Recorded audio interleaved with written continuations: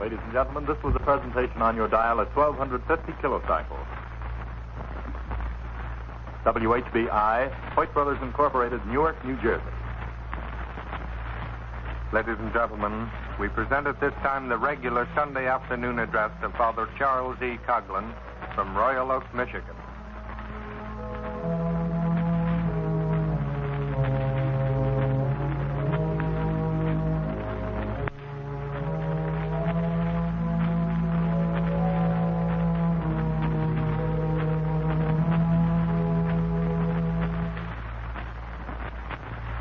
Good afternoon, ladies and gentlemen. This Sunday, like every Sunday during these holiday months, finds the Shrine of the Little Flower crowded to capacity. Today was Cleveland and Akron Day at Royal Oak.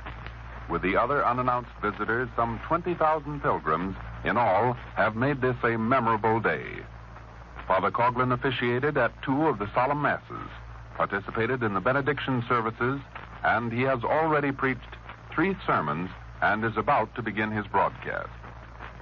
Next Sunday, August 13th, is Toledo Day at Royal Oak.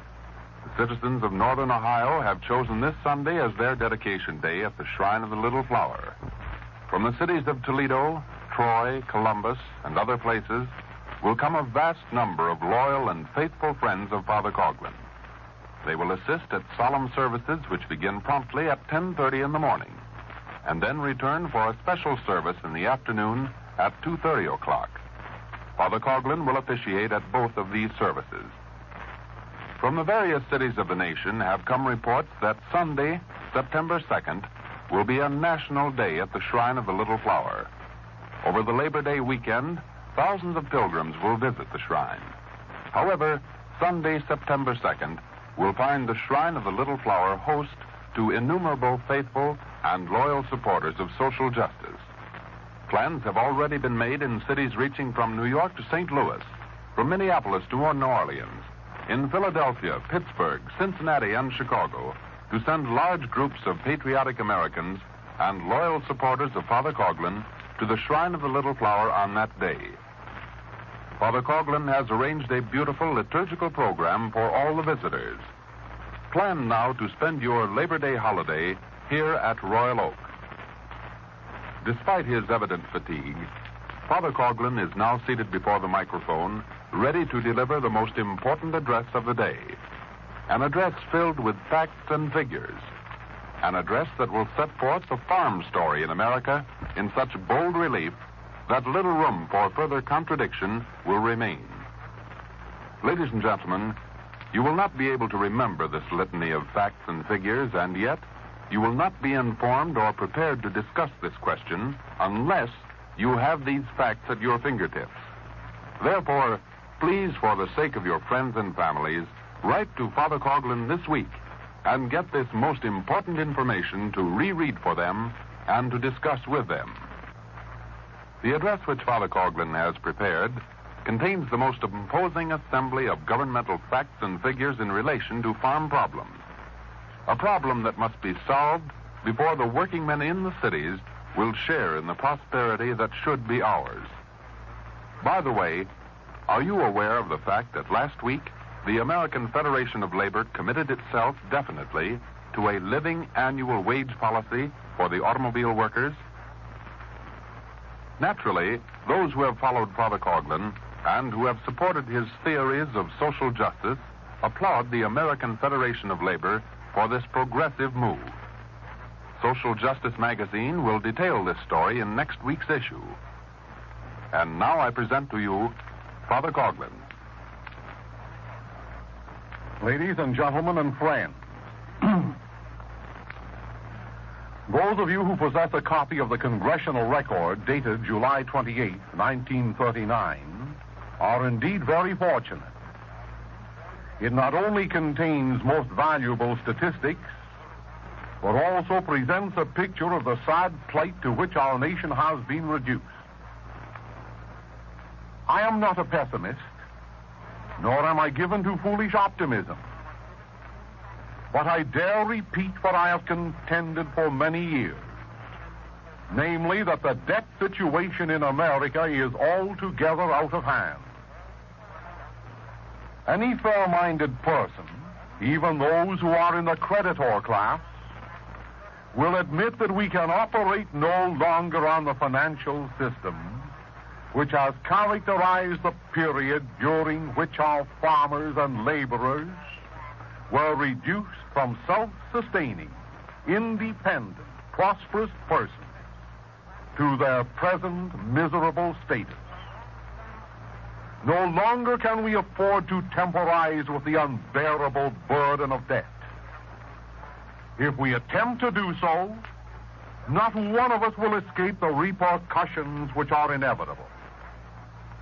For the financial system on which we have operated not only has decayed, it is now an actual menace with its crumbling walls to all our free institutions. The congressional record to which I refer contains information and tables of government figures which indirectly and directly bear out this assertion. The daily papers, of course, refrain from reproducing these statistics, possibly because the publishers were of the opinion that such reading would be considered too dry and too uninteresting. Nevertheless, risking the presentation of an interesting broadcast, I am of the opinion that it is advisable to present to you some of the facts contributed during this past session of Congress. And from these facts, if you and I have courage to meet them as a nation, it will be evident that a drastic change in our method of finance must be accepted, that a drastic change in our attitude towards the farmers of America must be devised. Otherwise, these unfortunate farmers, without whom America cannot subsist, and upon whom industry, commerce, and the entire nation depend, they will be liquidated just as surely as Joseph Stalin liquidated the kulaks of Russia. Time will not allow me to reproduce all the remarks and all the speeches delivered on the floor of the Senate referring to this question. However, at the risk of boring you, permit me to read from the speech delivered upon the floor by the Honorable Henrik Shipstead of Minnesota.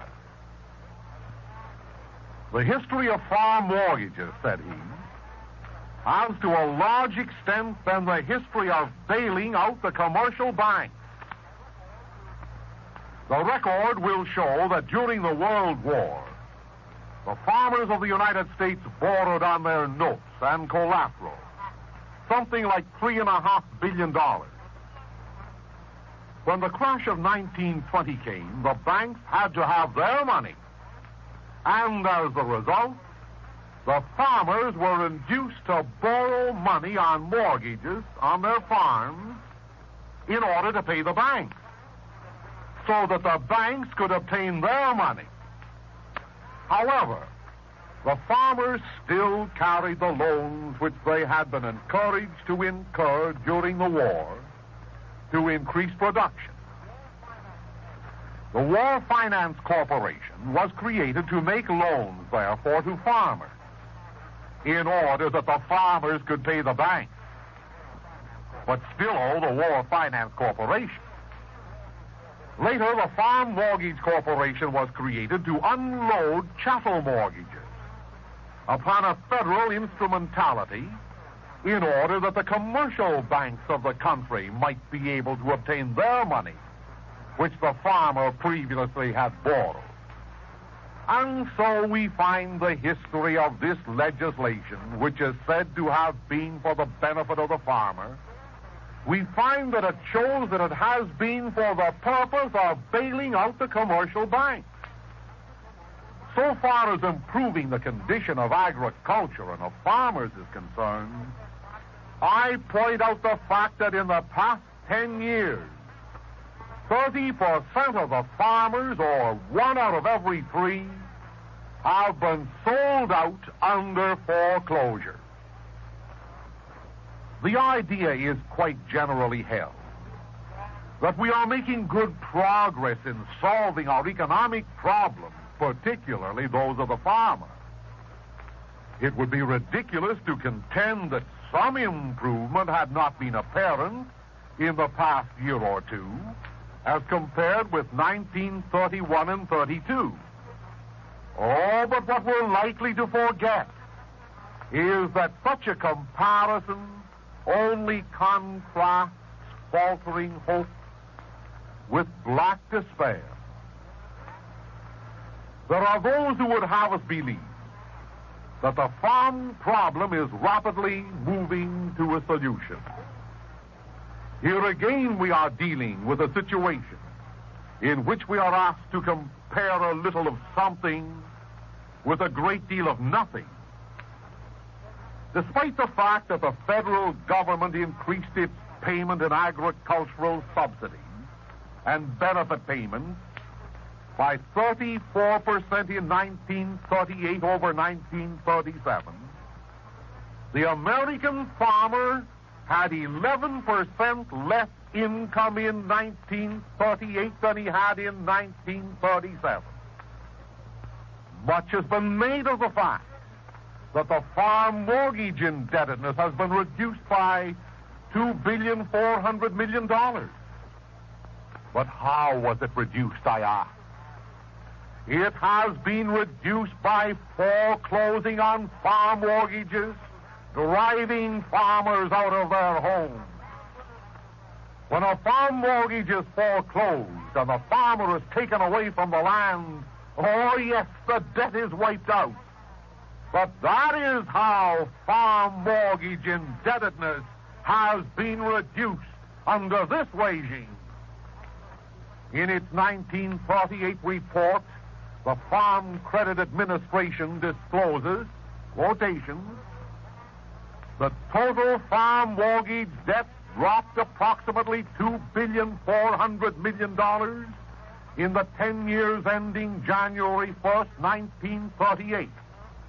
And it dropped due to foreclosure, to less borrowing by farmers, and to refinancing after scale down of indebtedness had been made. As a matter of fact, continues this official government report, the scaling down of the indebtedness has been about $210 million, which is about only 2% of the entire farm debt of the country. And Mr. Norman J. Wall, the senior agricultural economist for the United States Department of Agriculture, in a publication prepared for the department last September, entitled A Graphic Summary of Agricultural Credit, Mr. Wall accounts for the sharp reduction in the farm debt largely in terms of mortgage foreclosures. Says Mr. Wall, quotation, from January 1st, 1930 to January 1st, 1935, the mortgage indebtedness of farmers decreased sharply from $9,214,278,000 to $7,645,091,000. This reduction of 17% during this period resulted largely, said he, from foreclosures and other requirements of mortgage properties by mortgagees. In another report, Mr. Wall also says the following, namely, the chief factor accounting for the decrease in total farm mortgage indebtedness has been the liquidation of debt through foreclosures or assignment of title to the mortgage holder. My friend, the 17% reduction in the debt which we hear so much about was accomplished by assignment of properties without foreclosure and the foreclosure by the Federal Land Bank and other lenders foreclosing upon farm mortgages. Let us look at some ancient history, starting with 1910, when the total farm mortgage debt was $3.3 billion. At that time, it amounted to less than 10% of the $36 billion at which all farmlands and buildings in the United States were valued. The peak of the farm mortgage debt load was reached in 1928, when it was $9,468 million, or 20% of the value of all the farmlands and buildings in our country. In 1933, when land property values were at their depression low, the debt represented about 28% of the value of land and buildings. So, despite the sharp cut of $2,400 million in the farm mortgage debt following 1928, which brought it down to about $7 billion level at the end of 38, this smaller debt still represented 20% of the value of all farmlands and buildings. The total farm mortgage debt today is about what it was in 1920. In 1937, it was $7,254 million, and in 1920, it was $7,800 million. But in 1920, land and buildings were valued at $68 billion, and the mortgage debt represented only 12%. There's a great deal of difference between conditions in 1920 and 1937. By 1937, the value of all farmlands and buildings was cut almost in half. And they were then valued at $35 billion. Oh, but the mortgage debt, instead of being 12% of the value of the land buildings, was now in 37, 22%. So, in terms of underlying values, the smaller debt of 37 is twice as hard to carry as the one in 1920. In terms of the farmer's income, the difficulties which confront him when 1920 is compared to 1938 or 37 are shown to be even more serious today. In 1920, the farmer's gross income was $13,500 million. In 1938, it was $8,882 million. And of this sum, mind you, $482 million were government benefit payments to the farmers. The exchange value of the farmer's produce, moreover, is not as favorable today as it was in 1920. I desire to call attention to another situation. We have subsidized by government appropriations the payment of farm mortgages and federal land bank notes to about $130 million in the last 4 years. And still during these 4 years, 65,000 farms in the United States have been sold out by the federal land banks on foreclosure. So far as the farm mortgage and farm situation is concerned, we are approaching a period when we will be sitting on the top of a volcano that will explode with devastating effects. But to return to the subject of the reduction of the farm debt, there are some who point out to it as an accomplishment. Well, let's see. Since 1934, some 110 farms out of every 1,000 farms have been sold at forced sale. In other words, one farmer in every 10 has been dispossessed. In the 7-year period before that, taking us back to 1926, some 200 in every 1,000 farmers were dispossessed by forced sale. So over a period of a decade, almost 1/3 of each 1,000 farms in the nation has changed hands through forced sale. It is in this manner that the farm mortgage debt of the country has been cut down. There's the truth of it.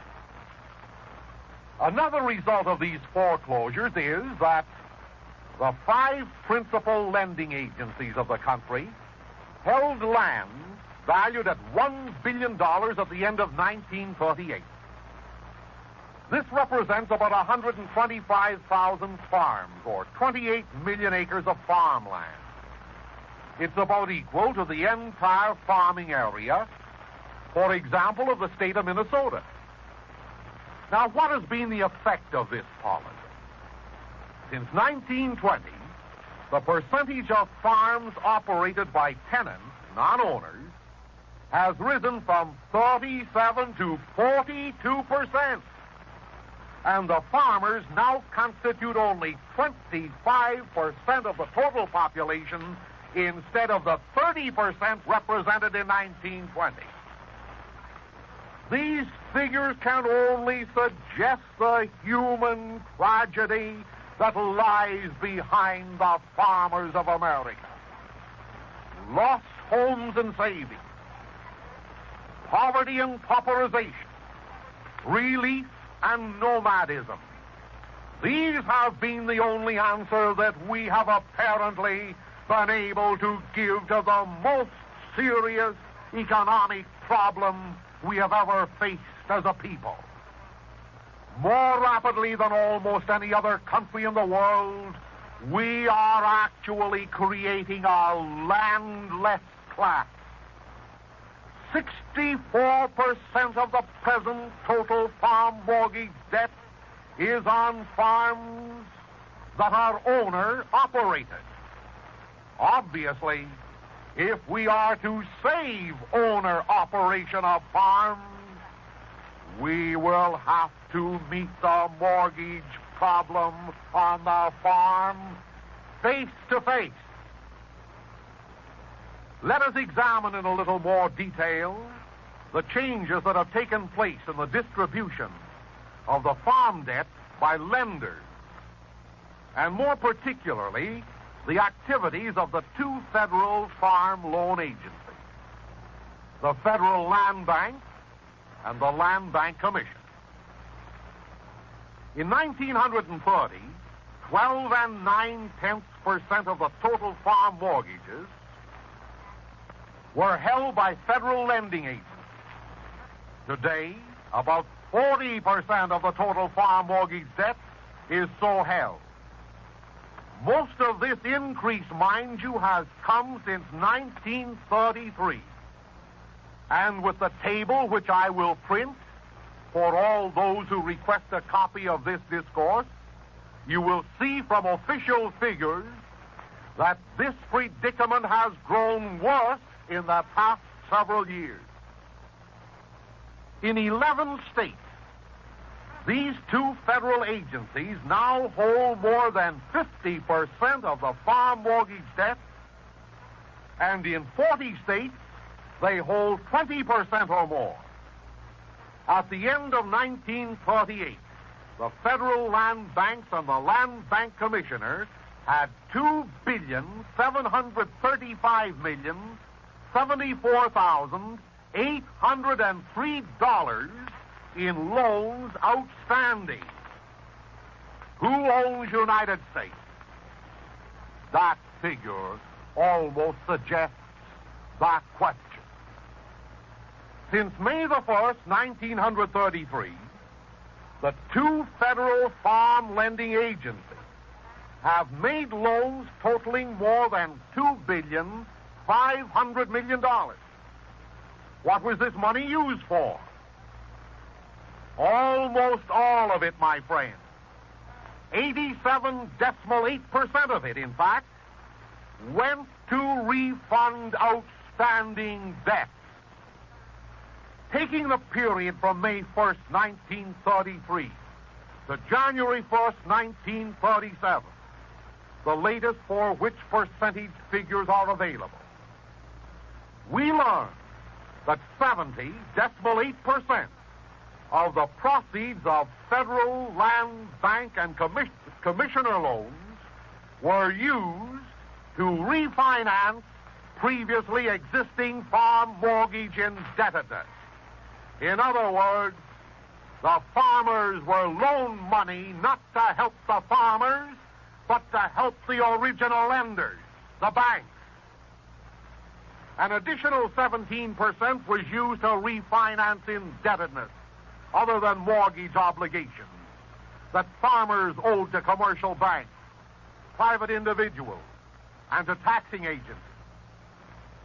Only 4.9% of that tremendous amount of money went for the purchase of land and for the actual redemption from foreclosure. And not more than 3.3% was used for buildings and improvements on the farm, and these are governmental figures. It cannot be said that the farmer was borrowing money for any expansion. As a matter of fact, the farmer was borrowing money with which to pay his previous creditors to relieve the banks and the lending agencies that had loaned money to the farmers on a constantly decreasing farm income. The banks knew that the farmers' income now was not able to sustain the loans. Therefore, the banks had the government lend farmers money so the farmers could pay the banks. I wonder if the farmers will ever be able to repay the government with their decreasing income. Well, once more the farmer was refinancing and recomposing his debts, converting short-term into long-term loans. That is a process with which every farmer has become familiar. During the period of the war, and immediately after, the farmer heavily increased his short-term borrowing at his local bank. He was told that he must feed the world. And so he did. He was told it was his patriotic duty to produce more food for Europe as well as for America. And so he did. But the farmer didn't have the cash, so he borrowed it from the bank. By 1918, he owed the local bankers $2.5 billion on his open or collateral note. This was $400 million more than he had owed the bankers in 1914. By 1920, these short-term loans reached the peak of $3.869 billion that the farmers owed the bank. By 1931, this figure had been cut in half, and in 1934, the farmers' notes at local banks totaled $807,613,000. All this short-term debt was in addition to the farmers' mortgage debt. In addition, I say. Well, what reduced the short-term loans of the farmers during this period? And how were they reduced? Not by payment out of production, because there was no more production for Europe. They were reduced by borrowing on their farms, in other words, by increasing their farm mortgages. When the banks began to call for a payment of farm loans in 1920, you know that the Depression began way back then. Farm purchasing power was drastically curtailed by the forced collection. Farmers who had any credit were encouraged to slap a new mortgage on their farm and take up some more short-term paper. Those who could not supply the cash, well, they were foreclosed. Country banks with frozen assets began to close in the farm areas, and loans were canceled. Well, for the most part, the evil day was postponed by refinancing, as we call it. Let's see what happened. From 1920 to 1931, the short-term farm credit held by commercial banks decreased by $1,932,531,000.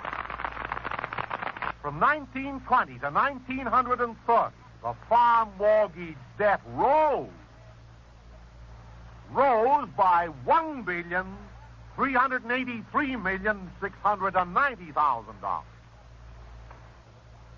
During the period from 1920 to 1927, when most of this earlier rewriting of debts was being done, the farm mortgage holdings of insurance companies and federal and joint stock land banks increased at the rate of $377 million annually for all three of them combined.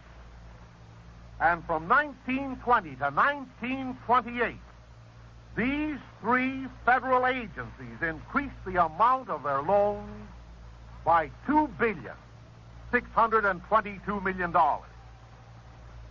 This increase was $1 billion greater than the actual increase in the total farm mortgage debt. Commercial banks and private lenders were moving out of the agricultural lending business.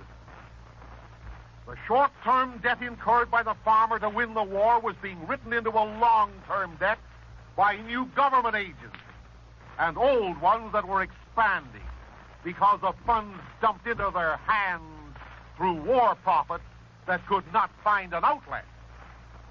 Who owns the farms? Are you beginning to see?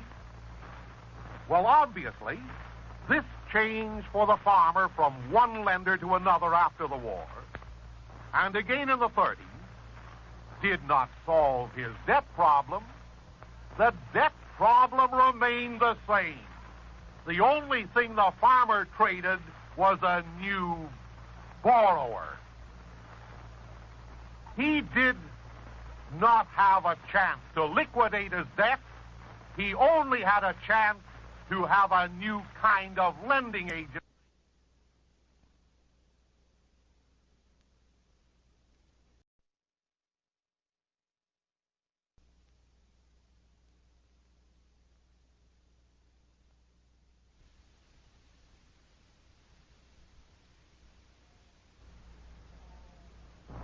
So, the lenders were bailed out.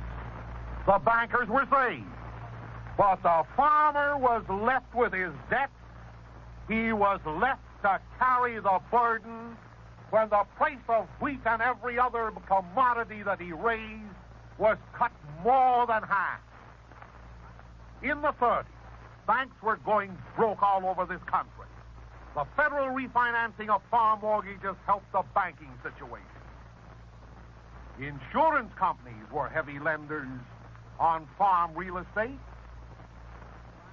but they were getting land instead of income, and their contracts to policyholders were seriously threatened.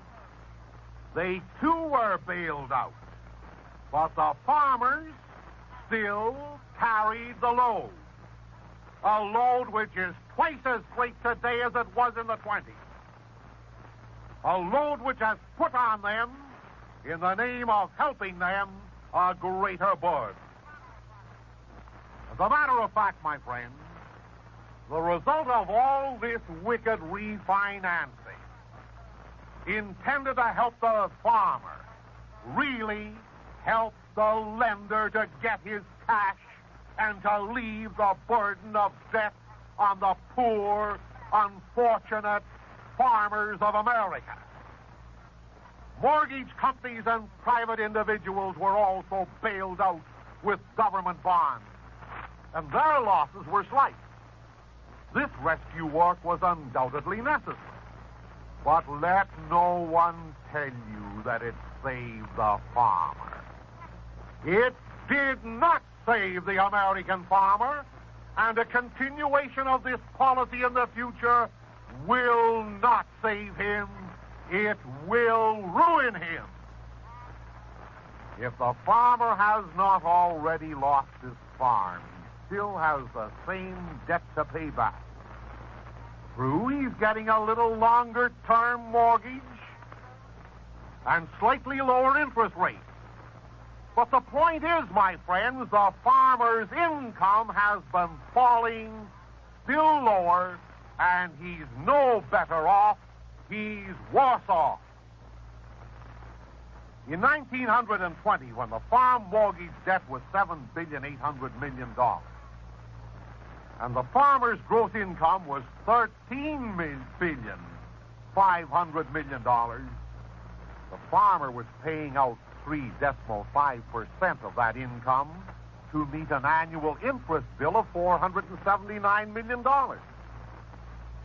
Now, in 1938 of the New Deal year, with a total mortgage debt of $7 billion, the farmer was paying out 4.1% of his $8.8 billion income to meet an interest burden of $365 million.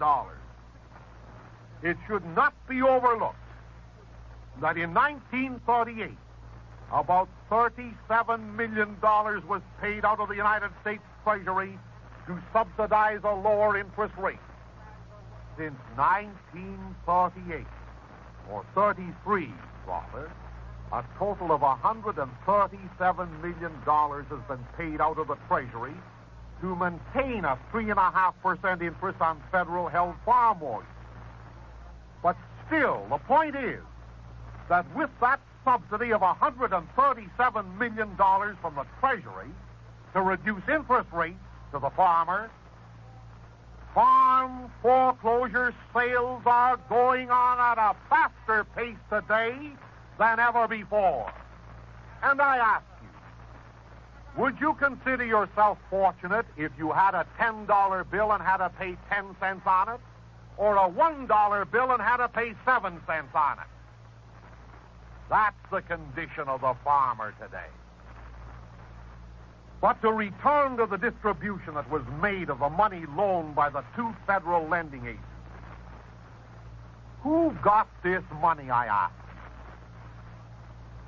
Here's the answer. Over $876 million went to refinance debts held largely by private lenders against farmers. This represents 41.33% of the total amount of this refinancing during the period covered. Commercial banks received $479,500,000 of it, or 22.5% of the money loaned by these federal agencies.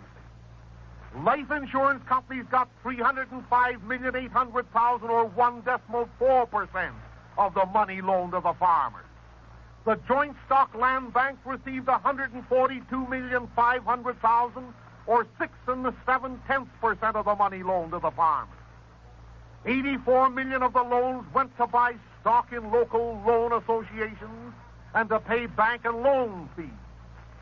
Why? Out of a total of $2.123 billion supposedly loaned to the farmers in this period, only $172 million of it went for the purchase of land and the redemption of farms from foreclosures or for general improvements. That's the real story. The great bulk of that money went to the banks and merely passed through the farmer's hands. From 1933 to 1938, federal land banks and the Land Bank Commissioner received approximately 1,275,000 applications for loans on a total of $5,775 million. During this period, 857,000 loans were made for a total of $2.5 billion by these agents. But over $3 billion in applications were rejected. Out of the $2.5 billion in loans closed, it is estimated that over the period from 1933 to 38, scale downs have been effected totaling $211 million. My friends, this represents a cut of about 8% of the total involved. And this sort of reducing comes in the class of those blessings, those New Deal blessings that are little better than nothing. Now, these are absolutely accurate governmental statistics that I am giving you. You can't remember them. You must reread them. But they are the most startling composite of figures that tell the stark story of the mistreatment that the farmers have received under this administration during the past 6 years.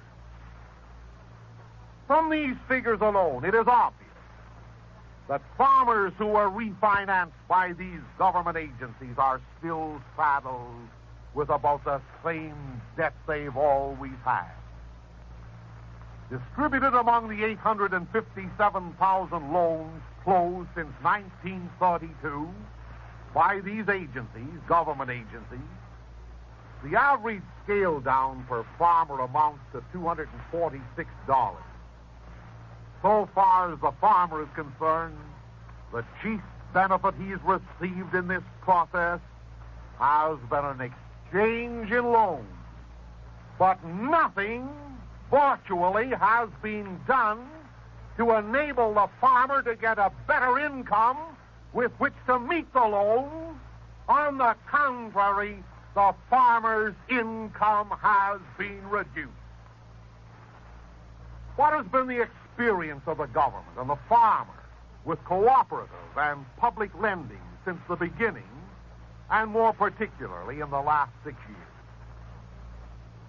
Since 1924, the federal land bank system has foreclosed 95,997 farms, representing an investment of $380 million. The Farm Mortgage Corporation, which makes land bank commissioner loans, has, since its creation in 1933, foreclosed. This is New Deal foreclosure. Foreclosed 13,946 farms, representing an investment of $34,291,000. Between these two federal agencies, 110,000 farms have been foreclosed with a total investment of $414,700,000. 60,000 of these foreclosures have been made since 1934. Those are government facts that can't be contradicted. Over this period from 1924 to 38, the federal land banks have sold 82,500 whole or part farms, in which these banks had an investment of $282,655,000 and sold them for $221 million. This means an aggregate loss of 23%. In the past 3 years, the losses have been running higher. In 1936, they were 25.2%. In 1937, 23.4%. And in 1938, the government took a loss of 27.6%. And although selling the farms at these tremendous losses, although taking a farm away from John Smith and selling it to Dick Roach for 27% less and thinking it has done something fine, the federal land banks still have a surplus of profit in the Treasury because of the exorbitant interest rates they've charged the farmers and have gone through the process of taking out a man who spent his life on the farm, making him a nomad, and leaving someone else go in to take it at a bargain. You see, my friends, when the government instrumentality started lending to farmers, it was for the purpose of paying the farmers' creditors. When the creditors had been paid, and the money had been furnished by the federal government to pay the creditors, the farms were foreclosed, causing a loss to the Farm Mortgage Corporation of 38% of its investment. Oh, but the farmers got no benefit out of this. I know. I have all the figures before me. God help the American farmer. None have suffered even proportionately as much as have they. And we who dwell in the city have no substantial idea of the economic servitude to which the American farmer has been reduced during these past 6 years. 6 years spent bailing out the bankers. 6 years spent rewriting fictitious loans for the farmer. Oh, the lender got his money always. And the instrumentality created by the federal government and furnished money by the federal government took a loss, and you city taxpayers, you suffered the loss so that the original bank lenders would get theirs. What are the fundamental aspects of a farm mortgage problem? There are two. The amount of the debt now being borne by the farmer and the income he's able to earn out of his crop. Now, the opportunity for the farmer to earn an income that will enable him to maintain a decent standard of living after clearing the overhead charges he must meet, among which the farm mortgage and its burden are absolutely inescapable, is a minimum essential. As a matter of fact, my friend, after all these years of paying benefit payments to the farmers, we haven't been paying them to the farmers. We have been supposedly paying them to the farmers, but in reality, we have been using the poor farmer to pay these benefits to the commercial bankers. And here are the governmental facts and figures to prove that statement. As a matter of fact, all these years of paying benefit payments to the farmers, what's happening to them? The farmers are still being driven to the wall. They're still being made a landless class, still made into paupers to go into the city, to go on relief, to increase the tax burdens of the great population of taxpayers. And the benefit payments so far have merely prolonged the agony of driving all the farmers of America into pauperdom. The system has the same effect on the farmer, I might say, as cutting the tail of a dog. If you cut it an inch at a time, it takes a little longer, but if you persist in cutting so much every fiscal year, finally the poor dog will be without a tail, and finally the poor farmer will be without a farm, and who will own it? If this is going to continue to be the policy of the federal government, a policy that now, after 6 years, we clearly see and clearly understand, if this is going to be the policy to conduct our future economics, as to make all farmers propertyless and landless and paupers, let's do it at once so that the farmer shall not have the continuous agony of failing to be able to sleep at night because he can hear the roar of the mortgage hounds at his front gate waiting to seize him and destroy him. And with him, the nation.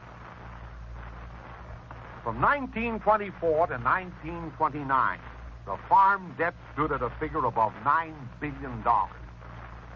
During that period, farm cash income was relatively stable. It averaged slightly over $11 billion. Farm real estate values were fairly stable, But still, mortgages were being foreclosed at the rate of 20 out of every 1,000. Now, despite the relatively high level of farm income, the rate of mortgage foreclosures was high.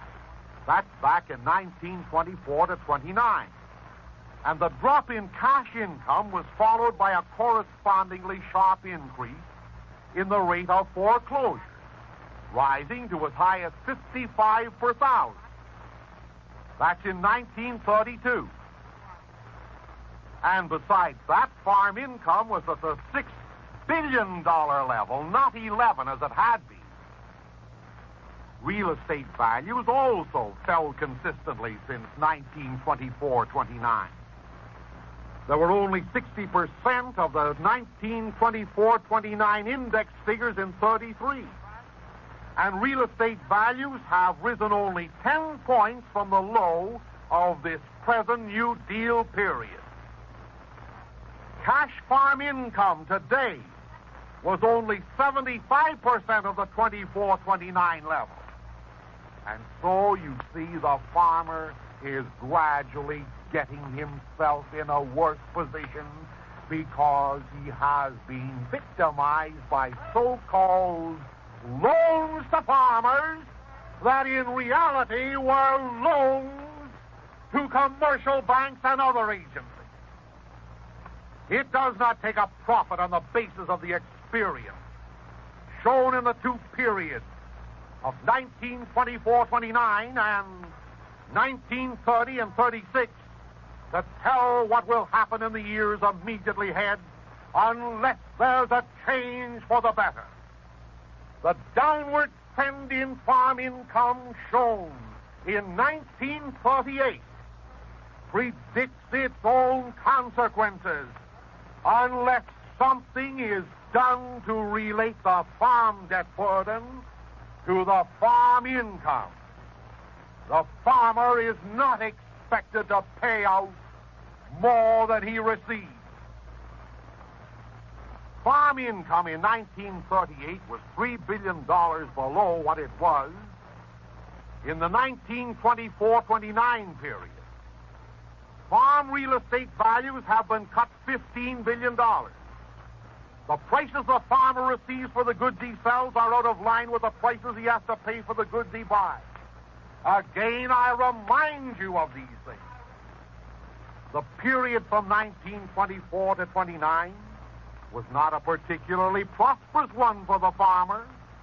So when one compares the present 1938 with that time of 1929, it should be kept in mind that the boom that came to industry, that was shared only to a slight extent by agriculture, that was no boom for the farmers, because the farmer had been in a depression since 1920. So the farmer stands in this relation for the 1924-29 period. Perhaps some of you think that this farm discussion has little relation to the laboring class, the industrial class in the city. But bear this in mind. There is no prosperity for the laborer, no prosperity for the industrialist, no prosperity for any person or any group of persons in this nation until prosperity comes first for the farmer. As further evidence of the precariousness of the agricultural situation at the present moment, turn to a statement from the Farm Credit Administration showing the number of delinquent loans now extant in 1939. As far as the federal land banks go, 20% of all their loans are delinquent.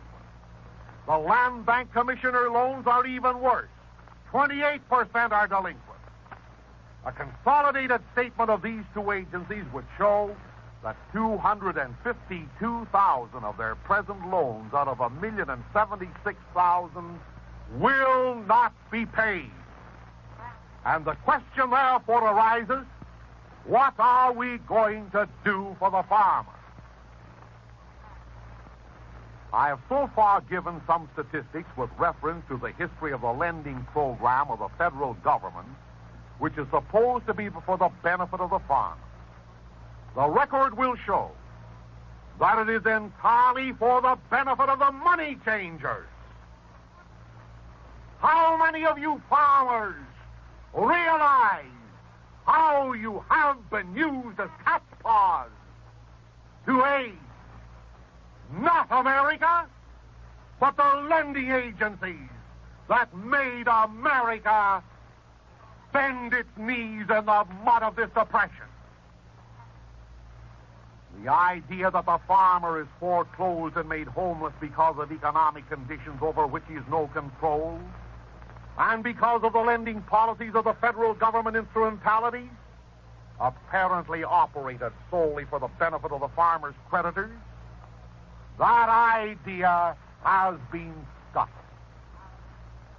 Constantly our farmers, therefore, are going on relief. Constantly taxes are increasing. Constantly farms are being confiscated. Constantly prices for commodities paid to the farmer are at a less than living wage, a less than working wage. And constantly the condition of America is taking on the feverish condition of our farming class. My friends, the facts and figures which were incorporated in the speech are supported absolutely by carefully established government statistics. In fact, I have not time to give you all the facts and all the figures. But this address, together with all the tables and all the facts and figures, will be printed in a special pamphlet which I am preparing and which will be distributed to every person in this audience who desires a copy. From these official tables, you will see that it has been the policy of the administration to save the banks instead of the farmers. You will see that the farmers have been tricked into becoming cat's paws. You will see that the major endeavor of certain governmental policies has been to assist international finance and not international patriotism. Oh, to save the debts instead of the debtors, to save the abuses of capitalism rather than to save America from these abuses, that has been the program. And it is futile for theorists to argue against these facts. Futile for me to conclude. But I shall conclude by reading for you how Almighty God met such a condition of old. Of old, Almighty God contributed his counsel to a people whose plight was far less precarious than that experienced by our modern American farmer. I invite you, therefore, in the book of Leviticus, which Catholics, Protestants, and Jews recognize as the inspired word of God, I invite you to read the following. Thou shalt sanctify the 50th year and shalt proclaim remission to all the inhabitants of the land. For it is the year of Jubilee. Every man shall return to his own possession, and every one shall go back to his former family. In the year of Jubilee, all shall return to their possession. When thou shalt sell anything to thy neighbor, or shalt buy of him, thou shalt buy of him according to the number of years of the Jubilee. And in addition to this book of Leviticus, I will also read for you what the prophet Nehemiah says of the farm situation or of any debt situation. It is this. Quoting Almighty God, the prophet Nehemiah says, "And I was exceedingly angry when I heard their cry according to these words. And my heart thought within myself, and I rebuked the nobles and the magistrates and said to them, Do you every one exact usury of your brethren? And I gathered together a great assembly against them, and I said to them, The thing you do is not good. Both I and my brethren and my servants have lent money and corn to many. Let us all agree not to call for that loan again, let us forgive the debt that is owing to us. Restore ye to them this day their fields, and their vineyards, and their olive yards, and their houses, and the 100th part of the money and of the corn, the wine and the oil, which you are wont to exact of them. Give it back to them. My friends, I leave these biblical quotations for your consideration. But I also lend a word of encouragement to our downtrodden, oppressed farmers, and to all persons dwelling in the cities who depend upon farmers to protest vigorously today against the further confiscation of farms and against the farmers of America being used as cat's paws for the international bankers. At least we Americans can demand a moratorium on debt for the farmers. At least this nation must cease trying to extract gain from the stone which our government and its favored financial system has cast to our people instead of bread. Again, I tell you, my friends, that this entire address, with all the figures, all the tables and government facts, is prepared for you to read. Kindly write to me this week, and I will be glad to send you a copy. God bless you. Ladies and gentlemen, Father Coughlin is taking no holidays this summer. In fact, he plans to remain on the job all year and next summer and until the close of 1940.